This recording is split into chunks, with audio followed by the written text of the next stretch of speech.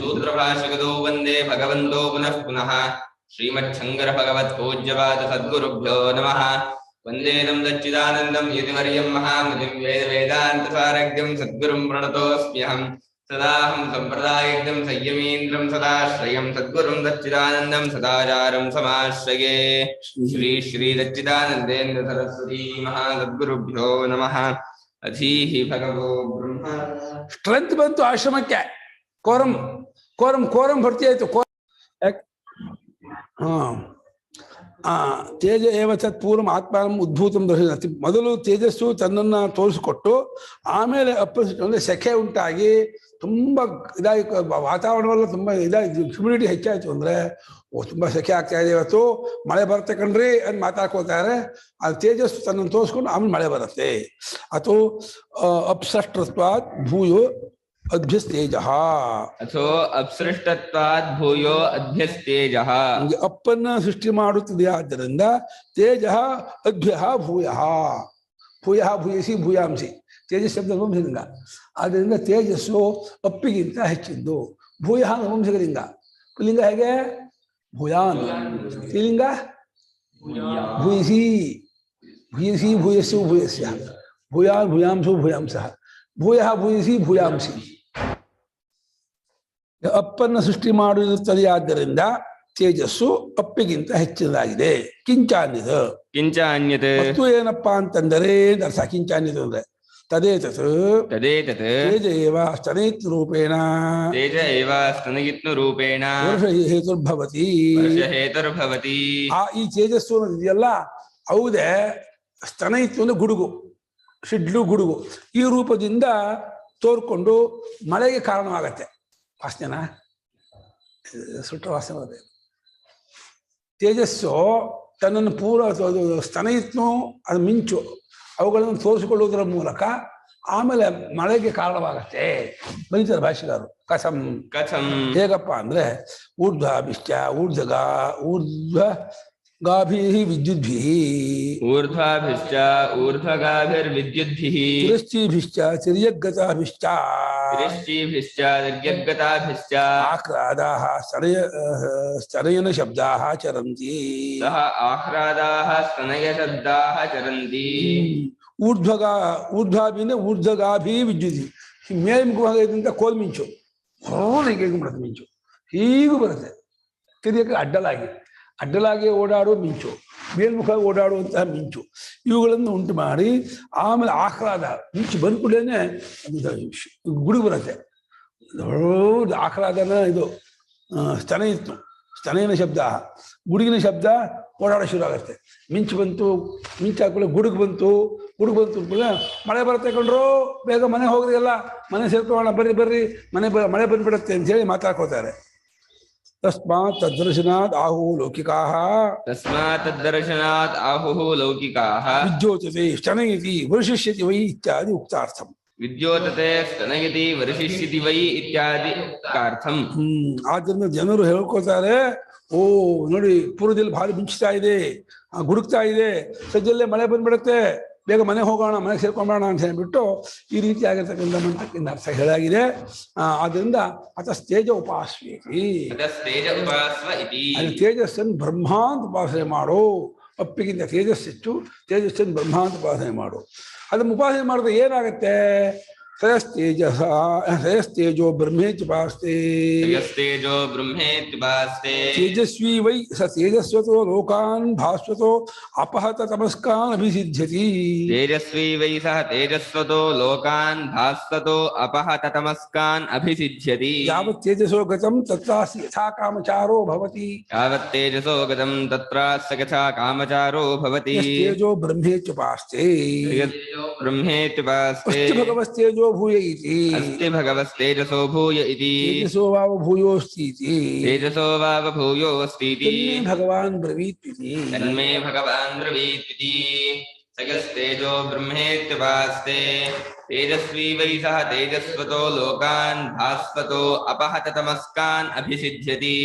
यावत्तेजसो गतं तत्रास्य यथा कामचारो भवति यस्तेजो ब्रह्मेत्युपास्ते अस्मि भगवस्तेजसो भूय इति तेजसो वावभूयोऽस्तीति तन्मे भगवान् ब्रवीत्विति सः यः तेजः ब्रह्म इति उपास्ते तेजस्वी वै सः तेजस्वतः लोकान् भास्वतः अपहततमस्तान् अभिसिद्ध्यति यावत् तेजसः गतं तत्र अस्य यथा कामचारः भवति यः तेजः ब्रह्म इति उपास्ते अस्ति भगवः तेजसः भूयः इति तेजसः वाव भूयः अस्ति इति तत् मे भगवान् ब्रवीतु इति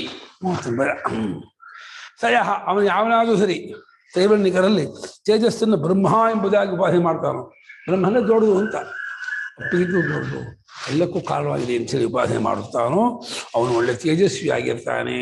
ಯಾವುದನ್ನು ತಮ್ಮ ಯಥಾಯಥೋಪಾಸತೆ ತತ್ತದೇ ಹೋಗಿದೆ. ಯಾರನ್ನು ಹೇಗೆ ಉಪಾಸನೆ ಮಾಡೋಣ ಅನ್ನದೇ ಆಗ್ಬಿಡ್ತಾನೆ. ಇವನು ಒಳ್ಳೆ ತೇಜಸ್ವಿಯಾದವನಾಗ್ತಾನೆ. ಹಾಗಾಗಿ ಒಳ್ಳೆ ತೇಜೋವಂತವಾದ ಲೋಕಗಳು ದೇವಾದಿ ಲೋಕಗಳನ್ನು ಗೆದ್ಕೊಳ್ತಾನೆ. ಫಳ ಫಳ ಫಳ ಭಾಸ್ವತಃ ಹೊಳಿತಾ ಇರುವಂಥದ್ದು ಅಪಹತ ತಮಸ್ಕಾರ. ಅಲ್ಲಿ ಎರಡು ಅರ್ಥ, ಕತ್ತಲೆ ಇಲ್ಲದೆ ಇರೋದು ಅಂತ ಒಂದು ಅರ್ಥ, ಅಜ್ಞಾನವಿಲ್ಲದೆ ಇರೋದು ಅಂತ ಇನ್ನೊಂದು ಅರ್ಥ. ಅಜ್ಞಾನವೇ ಇರಲ್ಲ ಅವರಿಗೆ, ಅಷ್ಟು ಬ್ರೈಟ್ಫುಲ್ ಆದಂತಹ ಮೈಂಡ್ ಬುದ್ಧಿ ಇರುತ್ತೆ. ಅಂಥ ಲೋಕಗಳನ್ನು ಅಭಿಸಿದ್ಧತೆಯನ್ನೇ ತಯಾರು ಮಾಡ್ಕೊಳ್ತಾನೆ, ಉಂಟು ಮಾಡ್ಕೊಳ್ತಾನೆ. ಅಷ್ಟೇ ಅಲ್ಲ, ಯಾವ ತೇಜಸ್ಸಿನ ವ್ಯಾಪ್ತಿ ಎಲ್ಲಿವರೆಗಿದೆಯೋ ಅಲ್ಲೆಲ್ಲ ಜಾಗದಲ್ಲೂ ಇವನಿಗೆ ಯಥಾ ಕಾಮಚಾರ ಬೇಕಾದಂಗೆ ಓಡಾಡ್ಕೊಂಡಿರೋದು ಅನ್ನೋದು ಇವನಿಗೆ ಇರುತ್ತದೆ. ಯಾರಿಗೆ? ಯಾರು ತೇಜಸ ಬ್ರಹ್ಮೇತ್ಯುಪಾಸ ತೇಜಸ್ಸಿನ ಬ್ರಹ್ಮಾಂತ ಉಪಾಸನೆ ಮಾಡ್ತಾರೋ ಆ ತೇಜೋ ಬ್ರಹ್ಮೋಪಾಸಕನಿಗೆ ಎಲ್ಲ ಲೋಕದಲ್ಲೂ ಕಾಮಚಾರ, ಒಳ್ಳೆ ಪ್ರಜ್ಞಾವಂತನಾಗಿರೋದು, ಒಳ್ಳೆ ಬ್ರೈಟ್ ಆಗಿ ತೇಜಸ್ವಿಯಾಗಿ ಕಾಣ್ತಾ ಇರ್ತಾನೆ ಅಂತ ಹೇಳಿ ಮುಗಿಸಿಲ್ಲ ಪುಣ್ಯಾತ್ಮರು. ಪೂಜ್ಯರೇ ಅಂದ. ಏನಪ್ಪ ಅಂದ್ರು, ಮುಂದಕ್ಕಿದೆಯಾ ಏನಾದರೂ ತೇಜಸ್ಸಿಗಿಂತ ಅಂದ. ಅಯ್ಯೋ ಗ್ರಹಚಾರವೇ, ಬಹಳ ಉತ್ಸಾಹದಿಂದ ತೇಜಸ್ಸು ಬ್ರಹ್ಮ ಅಂತ ಹೇಳಿದ್ರೆ ಮುಂದಕ್ಕಿದೆಯಾ ಅಂತ ಕೇಳ್ತಾರಲ್ಲ ಅಂತ. ಇದೇ ಕಣಪ್ಪ ಮುಂದಕ್ಕೆ ಅದನ್ನು ಹೇಳಿದ ಸ್ವಾಮಿ ಅಂತಂದು.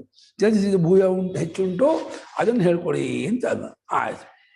ತಸ್ಯ ತೇಜಸಃ ಉಪಾಸನಾ ಫಲಂ.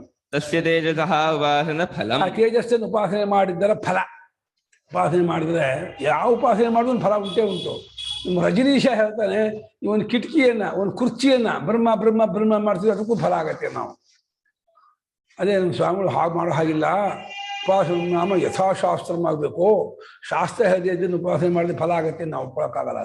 ಅವನು ಹೇಳೋದು ಬ್ರಹ್ಮ ಯಾವುದಲ್ಲ, ಎಲ್ಲವೂ ಬ್ರಹ್ಮ ಆಗಿದ ಮೇಲೆ ಯಾವುದನ್ನು ಬ್ರಹ್ಮ ಅಂತ ಮಾಡೋದು ಆ ಬ್ರಹ್ಮ ಭಾವನೆ ಫಲ ಆಗತ್ತೆ ಹೊರತು ಕುರ್ಚಿಯೇ ಫಲ ಕೊಡೋಲ್ಲ, ಕಿಟಕಿಯೇ ಫಲ ಕೊಡೋಲ್ಲ. ಎಲ್ಲರಿಗೂ ಬ್ರಹ್ಮವೇ ಫಲ ಕೊಡೋದು. ನಿರಂತರ ಬ್ರಹ್ಮ ಭಾವನೆ ಇದ್ದು ಬಿಟ್ರೆ ಯಾವುದನ್ನು ಮಾಡಿದ್ರು ನಿಮಗೆ ಆ ಫಲ ಆಗತ್ತೆ ಅಂತ ಅವನ ಯುಕ್ತಿ. ಅವನು ಅಲ್ಲಬೇಕಾಗಲ್ಲ. ಬ್ರಹ್ಮ ಭಾವನೆ ಇದ್ದವನಿಗೆ ಬ್ರಹ್ಮ ಫಲ ಕೊಡುತ್ತಾ. ಆದರೆ ಕುರ್ಚಿಯನ್ನ, ಚಾಪೆಯನ್ನ, ಒಂದು ಇದನ್ನ ಬ್ರಹ್ಮ ಮಾಡ್ತೀನಿ ಅಂತಂದ್ರೆ ಕಷ್ಟ ಮಾಡೋದು. ಶಾಸ್ತ್ರ ಹೇಳಿದ್ದನ್ನು ಭಾವನೆ ಮಾಡೋದಕ್ಕೆ ಕಷ್ಟ. ಇನ್ನು ಕಂಡ್ಕೊಂಡಿದ್ದೆಲ್ಲ ಕಸ ಕಡ್ಡಿನೆಲ್ಲ ಬ್ರಹ್ಮನ ಭಾವನೆ ಮಾಡ್ತೀನಿ, ಕಸಬರಿಕೆಯನ್ನು ಬ್ರಹ್ಮನ ಭಾವನೆ ಮಾಡ್ತೀನಿ ಅಂದ್ರೆ ತುಂಬಾ ಮೇಲ್ಮಟ್ಟ ಇರಬೇಕು ಅಷ್ಟೇ. ಅವನಂತಾನೆ ಈ ಮಾಡಿ ನೀವು 6 ತಿಂಗಳು ಬಿಡದೇನೆ ಸತತವಾಗಿ ಮಾಡಿ ಆ ಬ್ರಹ್ಮ ಭಾವನೆ ನಿಮಗೆ ಎಲ್ಲ ಫಲವನ್ನು ಕೊಟ್ಬಿಡತ್ತೆ ಅಂತ. ನೀವು ಪರೀಕ್ಷೆ ಮಾಡೋದು ಯಾರೋ ಅದು ಅನುಭವ, ಅವ್ರು ಪರೀಕ್ಷೆ ಮಾಡ್ತಾರೆ. ಅಲ್ಲ, ಅದು ಆ ಕುರ್ಚಿನ ಉಪಯೋಗಿಸ್ದೆ ಅಲ್ಲಿ ಹಂಗೆ ಇಟ್ಟು ಅದಕ್ಕೆ ದಿನ ಕುಂಕುಮ ಹಾಕ್ತಾ ಇರ್ಬೇಕೇನೋ. ಅದು ಕೂತ್ಕೊಂಡ್ಬಿಟ್ರೆ ಮತ್ತೆ ಅದು ಯೂಸ್ ಆಗೋಗುತ್ತಾ? ಬ್ರಹ್ಮ ಭಾವನೆ ನಮ್ಮ ಮನಸ್ಸಲ್ಲಿ ನಡೆಯೋದೇ ಹೊರತು ಕುರ್ಚಿ ಹೇಗಾದ್ರೆ ಆಮೇಲೆ ಪರ್ಟಿಕ್ಯುಲರ್ ಯಾವುದೋ ಒಂದು ಕುರ್ಚಿ ಅಲ್ಲ, ಎಲ್ಲಾ ಕುರ್ಚಿಯೂ ಬ್ರಹ್ಮರೂಪ ಅಂತ. ಹಾಗೆ ಯಾವುದೋ ಒಂದು ಕುರ್ಚಿಗೆ ಮಾಲೆ ಹಾಕೋದು, ಕುಂಕುಮ ಹಾಕೋದು ಅಂತ ಹಾಗೇನ್ ಮಾಡ್ಬೇಕಾಗಿಲ್ಲ. ಅದು ಉಪಾಸನೆಯಿಂದ ಕುಂಕುಮ, ಮಾಲೆ, ಹೂವು ಹಾಕೋದು ಅಲ್ವೇ ಅಲ್ಲ. ಮನಸ್ಸಿನಲ್ಲಿ ನಿರಂತರವಾಗಿ ಬ್ರಹ್ಮ ಭಾವನೆ ಬರ್ತಾ ಇರಬೇಕು. ಬ್ರಹ್ಮ ಭಾವನೆ ನಿರಂತರವಾಗಿ ಬರ್ತಾ ಇದ್ರೆ ಅದು ಕುರ್ಚಿ ಅಲ್ಲಾಗಲಿ, ಚಾಪಿ ಎಲ್ಲಾಗಲಿ, ಪುಸ್ತಕ ಅಲ್ಲಾಗಲಿ, ಪೆನ್ ಅಲ್ಲಾಗಲಿ, ಇನ್ನೊಂದು ಕಿಟಕಿ ಮೇಲೆ ಬ್ರಹ್ಮ ಭಾವನೆ ಫಲ ಅಂತ ಅವನು ಹೇಳೋದು. ಬ್ರಹ್ಮ ಭಾವನೆ ಫಲ ಆಗತ್ತೆ ಅಂತ ಆಗ್ಬೋದು. ನಮ್ಗೆ ಪರೀಕ್ಷೆ ಬರಲ್ಲ. ಬಟ್ ಶಾಸ್ತ್ರದಲ್ಲಿ ಹೇಳಿದ್ದನ್ನು ಮಾಡಿದ್ರು ನಮ್ಮ ಇವರು ಸೋಮ ಅವರು. ಹೇಳಿ. ಈ ರಾಮನಾಮ್ ಜಪ ಅಂತ ಮಾಡೋದೂನು ಅದೂನು ಒಂಥರ ಹಾಗೇನಲ್ಲ. ಅದು ಶಾಸ್ತ್ರದಲ್ಲಿ ಹೇಳದೇ ಇದ್ರು ರಾಮನಾಮ್ ಜಪ ಮಾಡೋದೂನು. ರಾಮನಾಮ ನಮ್ಮ ಶಿಷ್ಟರು ತಗೊಂಡಿದ್ದಾರೆ, ಒಪ್ಕೊಂಡ್ಬಿಡ್ತೀವಲ್ಲ. ಈಗ ವಾಲ್ಮೀಕಿ ಆದಿ ಮಹರ್ಷಿಗಳು ರಾಮನಾಮ ಜಪವನ್ನ, ರಾಮ ಬ್ರಹ್ಮೋಪಾಸನೆ ಮಾಡೋದು ದೊಡ್ಡವರು ಮಹಾತ್ಮರು ಬಹಳ ಕಾಲದಿಂದ ಈ ಸಂಪ್ರದಾಯ ಬಂದಿರೋದ್ರಿಂದ ನಾವು ಅದನ್ನು ಒಪ್ಕೊಂಡ್ಬಿಡ್ತೀವಿ. ರಾಮನ ಬ್ರಹ್ಮಾಂತ ಭಾವನೆ ಮಾಡೋದು, ರಾಮನ ಹೃದಯದಲ್ಲಿ ಪರಮಾತ್ಮ ರೂಪದಿಂದ ಚೈತನ್ಯ ಬಂದಿದ್ದಾನೆ ಭಾವನೆ ಮಾಡೋದು ನಾವು ಒಪ್ಕೊಂಡ್ಬಿಡ್ತೀವಿ. ನೀವು ಕಸ ಕಡ್ಡಿನೆಲ್ಲ ಕಸಬರಿಕೆಯನ್ನೆಲ್ಲ ಬ್ರಹ್ಮಾಂತ ಭಾವನೆ ಮಾಡೋದನ್ನ ನಾವು ಯಾವ ಪರಂಪರೆಯಲ್ಲೂ ನೋಡಿಲ್ಲ ಇದನ್ನ. ಅದನ್ನ ಕಾಲಾಂಕಾಲಕ್ಕೆ ವೇದದಲ್ಲಿ ಆತರ ಇತ್ತು, ಆಮೇಲೆ ಪುರಾಣಕ್ಕೆ ಆತರ ಬಂತು, ಈ ಕಾಲಕ್ಕೆ ಈ ತರ ಆಗ್ಬಿಟ್ಟಿದೆ. ಅದು ಇಲ್ದಿರ್ಬೋದು, ಯಾಕಂದ್ರೆ ಜನರ ಬುದ್ಧಿಮಟ್ಟ ನೋಡ್ಕೊಂಡು ಶ್ರುತ್ಯುಕ್ತ, ಸ್ಮೃತ್ಯುಕ್ತ, ಪುರಾಣೋಕ್ತ, ತಂತ್ರೋಕ್ತ ಅಂತ ಹೀಗೆ ಗ್ರೇಡ್ ಹಿಡಿಯುತ್ತೆ. ಶ್ರುತ್ಯುಕ್ತ ಮೇಲ್ಮಟ್ಟದ್ದು, ಸ್ಮೃತಿ ಸ್ವಲ್ಪ ಕೆಳಗಿಂದು, ಪುರಾಣ ಇನ್ನೂ ಸ್ವಲ್ಪ ಕೆಳಗಿಂದು, ತಂತ್ರ ಇನ್ನೂ ಕೆಳಗಿಂದು, ಹೀಗೆ ಬರುತ್ತೆ. ಆದ್ರೂ ನಾವು ತುಂಬಾ ದಿವಸ ಶಿಷ್ಟರು ದೊಡ್ಡವ್ರು ನಡ್ಸ್ಕೊಂಡ್ ಬಂದ್ಬಿಟ್ರೆ ನಾವು ಅದಕ್ಕೆ ಗೌರವ ಕೊಟ್ಬಿಡ್ತೀವಿ. ನಾವು ಅದಕ್ಕೆ ಜಾಸ್ತಿ ಚರ್ಚೆ ಮಾಡಕ್ ಹೋಗಲ್ಲ, ವಾದ ಮಾಡಕ್ ಹೋಗಲ್ಲ. ಅದು ಪುರಾಣೋಕ್ತವಾಗಿದೆ. ಚಂಡಿಕಾ ಪೂಜೆ, ರವಾರೂದೆ, ಯಾವ ಮಾರ್ಕಂಡೇಯ ಪುರಾಣದಲ್ಲಿ ಹೇಳಿದೆ. ಅದು ಆ ಭಗವತಿ ದೇವಿಯನ್ನ ಅನನ್ಯವಾಗಿ ಅನವರತವಾಗಿ ಅಮ್ಮ ಜಗದಂಬೆ, ಜಗತ್ತಿಗೆ ನೀನೇ ಕಾರಣಮ್ಮ, ನೀನೇ ಇದು ಅಂತ ಹೇಳಿದ್ರೆ ಯಾಕೆ ಫಲ ಆಗೋಲ್ಲ? ಆಗೋಲ್ಲ ಅನ್ನೋಕ್ಕಾಗಲ್ಲಪ್ಪ. ಯಾಕೆ ಭಗವತಿ ದೇವಿಗೆ ಯಾವ ಶಕ್ತಿ ಇದೆ ಯಾವ ಶಕ್ತಿ ಇಲ್ಲ ನಮ್ಮ ಕಣ್ಣು ಗೊತ್ತಾಗಲ್ಲಪ್ಪ. ಆ ದೊಡ್ಡವರು ತಿಳಿದವರು ಏನು ಹೇಳಿದ್ದಾರೆ ಅದಂತೆ ನಾವು ಮಾಡಬೇಕು. ದುರ್ಗೆ ಸ್ಮೃತ ಹರಸಿ ಭೀತಿ ವಶೇಷ ಜಂತೋ. ಅಮ್ಮ ಒಂದು ಸಲ ನಿನ್ನನ್ನು ಸ್ಮರಣೆ ಮಾಡ್ಕೊಂಡ್ಬಿಟ್ರೇನೆ ಮನುಷ್ಯನ ಎಲ್ಲಾ ಭಯವನ್ನು ಕಷ್ಟವನ್ನು ಎಲ್ಲವನ್ನೂ ಪರಿಹಾರ ಮಾಡ್ತೀಯ. ಸ್ವಸ್ಥೈ ಸ್ಮೃತ, ಸ್ವಸ್ಥರಾದವರು ಸ್ಮರಣೆ ಮಾಡ್ಕೊಂಡ್ರೆ ಶುಭ ಮತೀವ ಮತಿಂದಧ, ಮತೀವ ಅಂತ ಶುಭವನ್ನು ಮತಿಯನ್ನು ಉಂಟು ಮಾಡೋಳು. ದಾರಿದ್ರ್ಯ ದುಃಖ ಭಯಹಾರಿಣಿ ಕಾತ್ಮಧನ್ಯ, ಸರ್ವೋಪಕಾರಕರಣಾಯ ಸದಾರ್ಥ ಚಿತ್ತ. ಎಲ್ಲ ಉಪಕಾರವನ್ನು ಮಾಡೋದು ಯಾವಾಗಲೂ ಒದ್ದೆಯಾದಂತಹ ಮನಸ್ಸುಳ್ಳವಳಾಗಿದೆಯಾ? ಏನು ಉಪಕಾರ ಮಾಡಲಿ ನನ್ನ ಮಕ್ಕಳಿಗೆ, ಯಾರು ಏನು ತಂದುಕೊಡ್ಲಿ, ಯಾರು ಏನು ಮಾಡಲಿ ಅಂತೇಳಿ ತಾಯಿ ಹೇಗೆ ತನ್ನ ಮಕ್ಕಳಿಗೆ ತಾಯಿ ಆದವಳು ಇವಳಿಗೆ ಊಟ ಕೊಡ್ಲಾ, ತಿಂಡಿ ಕೊಡ್ಲಾ, ಕಾಫಿ ಕೊಡ್ಲಾ, ಹಾಲು ಕೊಡ್ಲಾ, ಇದನ್ನು ಕೊಡ್ಲಾ ಅಂತ ಹೇಳಿ ತಾಯಿ ಆದವಳು ತನ್ನ ಮಕ್ಕಳ ಮೇಲೆ ಯಾವಾಗಲೂ ಪ್ರೇಮ ಇಟ್ಕೊಂಡ್ಳು. ಹಾಗೆ ಜಗದಂಬೆ ನೀನು ಜಗತ್ತಿಗೆ ತಾಯಿ ಆದವಳು, ಎಲ್ಲರಿಗೂ ಉಪಕಾರ ಮಾಡ್ತೀನಿ ಅಂತ ಹೇಳಿ ಸೊಂಟ ಕಟ್ಟಿ ನಿಂತ್ಕೊಂಡಿದೀಯಾ. ಅಂಥ ಆರ್ಧಚಿತ್ತರಾಗಿರ್ತಕ್ಕಂಥ ನನಗೆ ನಾನು ಭಕ್ತಿಯಿಂದ ಒಂದು ನಮಸ್ಕಾರ ಮಾಡ್ತೀನಮ್ಮ, ನನಗೆ ಒಳ್ಳೆಯದನ್ನು ಮಾಡು, ನನಗೆ ಭಕ್ತಿ ಕೊಡು, ನನ್ನ ಅಜ್ಞಾನ ಪರಿಹಾರ ಮಾಡು ಕೇಳ್ಕೊಂಡ್ರೆ ಫಲ ಆಗೋಲ್ಲ ಅಂತ ಖಂಡಿತ ಅನ್ನೋಕ್ಕಾಗಲ್ಲಪ್ಪ. ಅದಂಗೆ ಅನ್ನೋಕ್ಕಾಗತ್ತೆ? ಸಾಧ್ಯವೇ ಇಲ್ಲ. ಅದಲ್ಲ, ಯಾಕೆಂದ್ರೆ ಮಾಡಿ ಇದನ್ನ ಎಕ್ಸ್ಪೆರಿಮೆಂಟ್ ಮಾಡಿ ಹೇಳಬೇಕೆ ಹೊರತು ತರ್ಕದಿಂದ ಎಸ್ಟಾಬ್ಲಿಷ್ ಮಾಡೋಕ್ಕಾಗಲ್ಲ, ತೆಗೆದುಹಾಕೋಕ್ಕಾಗಲ್ಲ. ಈ ಭಾವನಾ ವಿಚಾರ ಇದು. ತರ್ಕ ಇಲ್ಲಿ ನಡೆಯೋಲ್ಲ. ತರ್ಕ ಏನಿದ್ದು ಕಂಡು ವಿಷಯಕ್ಕೆ ಹೊರತು ಕಾಂದಿಯರ ವಿಚಾರಕ್ಕೆ ತರ್ಕ ಮಾಡಕ್ ಬರೋಲ್ಲ. ಆದ್ರೆ ಒಂದು ಅವರು ಚೇತನ ಇರೋದಕ್ಕೆ ಮಾತ್ರ ಮಾಡಿದ್ರು, ಈ ತರ ದೇವಿ ರಾಮ ಈ ತರ ವಸ್ತುಗೆ ಇಟ್ಕೊಂಡು ಮಾಡಿ ಅಂತ ಯಾರು. ಅವನು ರಜನೀಶ ಎಲ್ಲದೂ ಚೇತನ ಇದೆ ಅಂತಾನೆ, ಬ್ರಹ್ಮವಲ್ಲದೆ ಇರೋದು ಏನೂ ಇಲ್ಲಲ್ಲ ಜಗತ್ತಲ್ಲಿ. ಎಲ್ಲವೂ ಸರ್ವಂ ಬ್ರಹ್ಮಮಯಂ ಅಂತ ಹೇಳಿದ್ಮೇಲೆ ಜಗತ್ತೆಲ್ಲ ಬ್ರಹ್ಮಮಯ, ಬ್ರಹ್ಮದಲ್ಲೇ ಕಲ್ಪಿತವಾಗಿರೋದು, ಬ್ರಹ್ಮಕ್ಕಿಂತ ಅನನ್ಯ ಅಂತ. ಅದರಿಂದ ಯಾಕಾಗಲ್ಲ, ಆಗ್ಬೇಕಲ್ಲ ಅಂತ ಅವನ ವಾದ. ಅದೇ ಶಂಕರಾಚಾರ್ಯ ಮಾತ್ರ ಉಪಾಸನ ನಾಮ ಯಥಾಶಾಸ್ತ್ರ ಶುರು ಮಾಡ್ತಾರೆ.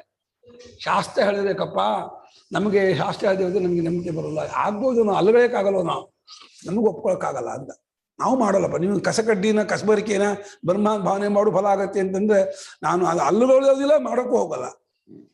ನನಗೆ ರಾಮ, ಶಿವ, ಕೃಷ್ಣ, ನಾರಾಯಣ, ಹರಿ, ಗೋವಿಂದ, ದೇವಿ, ಭಗವತಿ ದೇವಿ, ಆಂಜನೇಯ, ಗಣಪತಿ ಇದೆಲ್ಲ ಭಕ್ತಿ ಇದೆ, ಅದೆಲ್ಲ ಮಾಡ್ಬೋದು.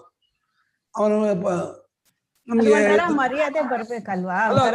ಕಸಬರಿಗೆ ಯಾರು ಪೂಜೆ ಮಾಡ್ತಾರೆ ಅಲ್ವಾ? ಹಂಗಲ್ಲ, ಎಲ್ಲವೂ ಬ್ರಹ್ಮ ಅಂತ ಆಗಿರೋದು ಯಾಕೆ ಮಾಡ್ಬಾರ್ದು ಅಂತ ಒಂದು ವಾದ.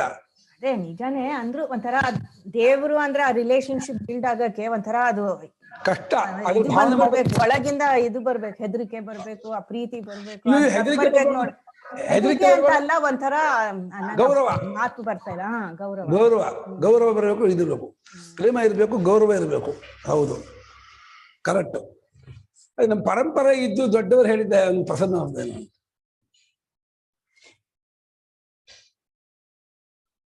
ಗುರುಗಳೇ, ಕಸ್ಬರ್ಗೆ ಸೇವೆ ಅಂತಾನೆ ದೇವಸ್ಥಾನಗಳಲ್ಲಿ, ಆಂಜನೇಯ ದೇವಸ್ಥಾನ ಅಲ್ಲೆಲ್ಲ ಸರಿ, ಅಲ್ಲೇ ಹೇಳಿದ್ದು ಅಲ್ಗಳಕ್ಕಾಗಲ್ಲ, ಎಲ್ಲ ಅವ್ರ ಭಕ್ತಿ ಶ್ರದ್ಧೆ ಅಷ್ಟೇ. ಅದು ಕಸ್ಬರ್ಗೆ ಮಕ್ಕಳು ಆಸೆ ಆಗ್ಬಿಡುತ್ತೆ, ನೋಡಿದೀವಲ್ಲ ನಾವು.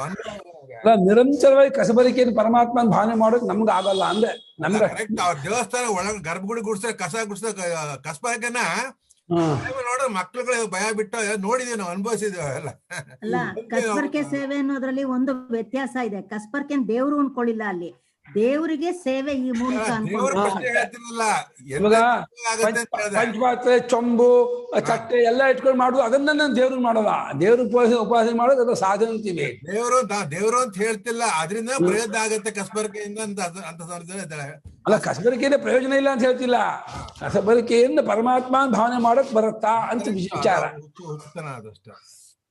ಏನ ಅದು ಯಾರು ತೇಜಸ್ವಿ ಭವತಿ ತೇಜಸ್ವತ ಏವ ಚ ಲೋಕಾನ್ ಭಾಸ್ವತಃ ಪ್ರಕಾಶವತೋ ಅಭಾತ ತಮಸ್ಕಾನ್ ಬಾಹ್ಯಾಧ್ಯಾತ್ಮಿಕ ಅಜ್ಞಾನಾದ್ ಅಪನೀತ ತಮಸ್ಕಾನ್ ಅಭಿಸಿದ್ಧ್ಯತಿ. ತೇಜಸ್ವತ ಏವ ಚ ಲೋಕಾನ್ ಭಾಸ್ವತಃ ಪ್ರಕಾಶವತೋ ಅಪಹತ ತಮಸ್ಕಾನ್ ಬಾಹ್ಯಾಧ್ಯಾತ್ಮಿಕ ಜ್ಞಾನಾದ್ಯಪನೀತ ತಮಸ್ಕಾನ್ ಅಭಿಸಿದ್ಧ್ಯತಿ. ತೇಜಸ್ವಿ ಆಗ್ತಾನೆ, ತೇಜಸ್ವಂತವಾದ ಒಳ್ಳೆ ತೇಜೋವಂತವಾದ ಲೋಕಗಳನ್ನು ಗೆದ್ಕೊಳ್ತಾನೆ, ಒಳ್ಳೆ ಪ್ರಕಾಶವಾದ ಮನ ಲೋಕಕ್ಕೆ ಹೋಗ್ತಾನೆ. ಇಂದಾದಿ ಲೋಕಗಳು ಸೂರ್ಯಾದಿಗಳು ಹೇಗೆ ತೇಜಸ್ವಿಯಾಗಿದ್ದಾರೋ ಅಂತಹ ತೇಜಸ್ವಿಯಾದಂತಹ ಲೋಕಕ್ಕೆ ಹೋಗ್ತಾನೆ. ಅಷ್ಟೇ ಅಲ್ಲ, ಅಪಹತ ತಮಸ್ಕಾನ್ ಅಂದರೆ ಹೊರಗಿನ ಮತ್ತು ಒಳಗಿನ ಎಲ್ಲಾ ವಿಷಯದ ಅಜ್ಞಾನವನ್ನು ಕಳ್ಕೊಂಡಂತಹ ಒಂದು ಲೋಕ.